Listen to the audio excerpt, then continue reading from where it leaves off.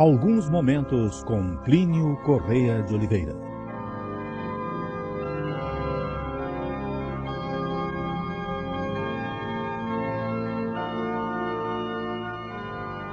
Em 3 de outubro de 1995, faleceu em São Paulo o professor Plínio Correia de Oliveira, insigne líder católico que reuniu admiravelmente as qualidades de pensador e homem de ação. Fundou ele a Sociedade Brasileira de Defesa da Tradição, Família e Propriedade, TFP, e, mediante sua obra Revolução e Contra-Revolução, inspirou a criação de 25 entidades autônomas, co-irmãs e afins à TFP em 25 países, nos 5 continentes.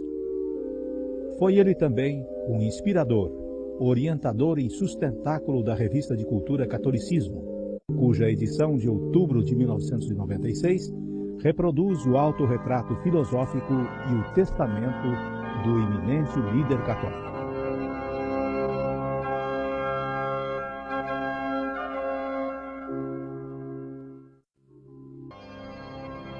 Você conhecerá agora uma voz cujo timbre ressoou durante décadas em prol da Igreja e da civilização cristã, no Brasil e no exterior.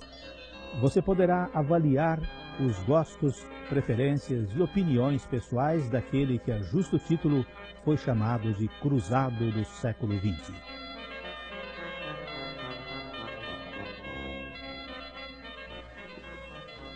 Passo agora o simpático programa Pinga Fogo, prestando de muito bom grado as várias perguntas que o repórter queira me fazer.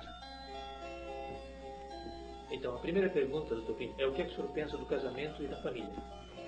Não sou casado. Não adoto, entretanto, de nenhum modo a definição que o velho Bismarck dava do casamento. Ele dizia que o casamento era como uma praça sitiada. Os que estão fora querem entrar, os que estão dentro querem sair.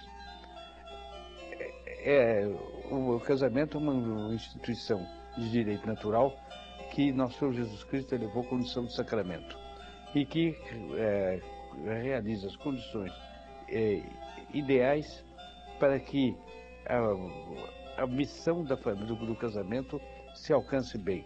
A missão do casamento, a missão essencial do casamento é a reprodução do gênero humano para obedecer ao mandamento divino e de povoar toda a terra. É preciso, para isso, que os filhos tenham as condições de educação normais, e para a educação normal do filho, nada é melhor do que a conjugação do afeto paterno e do afeto materno e do amor fraterno, com os seus vários matizes, que constituem o ambiente perfeito para a formação mental, temperamental e cultural da prole. Casamento bem entendido, indissolúvel. Eu sou antidivorcista. Doutor, qual é a qualidade que o senhor mais preza em si mesmo? A qualidade que mais prezo em mim mesmo é de ser filho da Santa Igreja Católica Apostólica Romana. Abaixo disso, mas com que raízes no meu coração, é a condição de brasileiro. E o defeito, doutor? É minha péssima memória. Tive a amar desde o tempo de criança e, naturalmente, com o decurso dos anos, ela não pode ter senão piorado. E o ideal do senhor, doutor, qual é? Servir com todas as minhas forças, até o meu último alento de vida, a Igreja, a civilização cristã, especialmente no meu querido Brasil. O que o senhor acha do sonho, doutor Plínio? Quem tem o verdadeiro ideal não sonha, no sentido que eu presumo que o senhor emprega a palavra sonho. São sonhos de olhos abertos dos homens sonhadores que vivem imaginando coisas impossíveis. Quem tem verdadeiros ideais não sonha, quem sonha não tem verdadeiros ideais. O lazer do senhor, doutor? De preferência, leituras históricas, e entre as leituras históricas, de preferência, biografia. Doutor Plínio, o senhor tem medo? Sim, de Deus. E de música? Quais que o senhor gosta? Eu gosto da música gregoriana, da música polifônica e de músicas militares de bom quilate. Doutor Plínio, queríamos saber a opinião do senhor sobre o cinema, o teatro, a TV e o rádio. Tenho uma vida terrivelmente ocupada e por isso não tenho tempo de acompanhá-los. Eu devo acrescentar que desde meu tempo de moço, mocinho até, me pareceu que a vida era muito mais interessante de observar, de analisar, do que esses meios de diversão. Por isso, eu me empenho muito em ser observador da vida dos homens e das coisas. Isso tudo me parece muito mais interessante do que cinema, teatro, etc. Como o senhor vê a velhice, senhor? Como ela é, uma preparação próxima para o juízo de Deus. Encanecendo, o homem vai se preparando para ser julgado por Deus. E para isso estou me preparando eu. E a ecologia, doutor Plínio, o que pensar dela? Que é uma palavra elástica com significados variáveis e quase todos reprováveis. E as drogas, doutor Plínio? Constituem um dos maiores flagelos da humanidade contemporânea. E da superstição, doutor Plínio? Como católico apostólico romano, não as tenho. Não tenho superstição alguma. Doutor Plínio, quem o senhor acha que seja uma personalidade mundial? Infelizmente, eu devo dizer, no mundo contemporâneo está terrivelmente vazio de personalidades mundiais. E no Brasil? Lamento, mas está inteiramente nessa linha.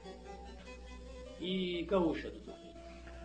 Eu acho que toda a federação brasileira está nesse estado. Nesse caso, está o Rio Grande do Sul, como está São Paulo, como estão todas as unidades da federação. O que pensar da violência, doutor? Sou contrário a toda qualquer violência que não seja conforme a lei. E o problema da moradia, doutor? Deve-se fazer uma distinção entre a moradia urbana e a moradia rural.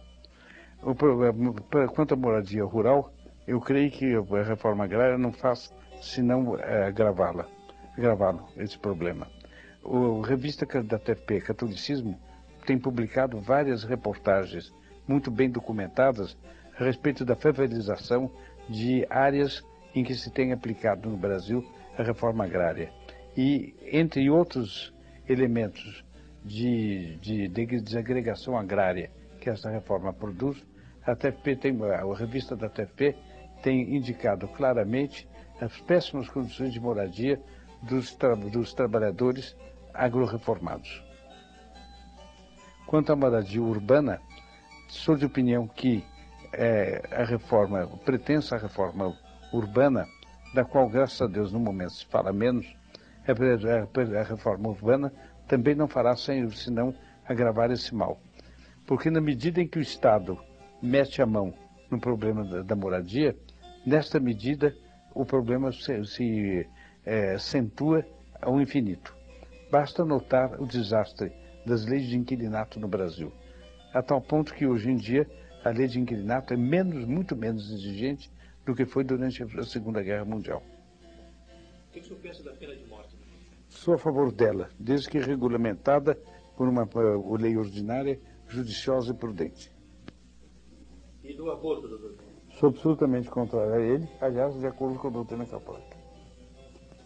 O que é que o senhor mais admira nas pessoas? A coerência na fé católica. Doutor Plínio, conte-nos um fato pitoresco da sua vida.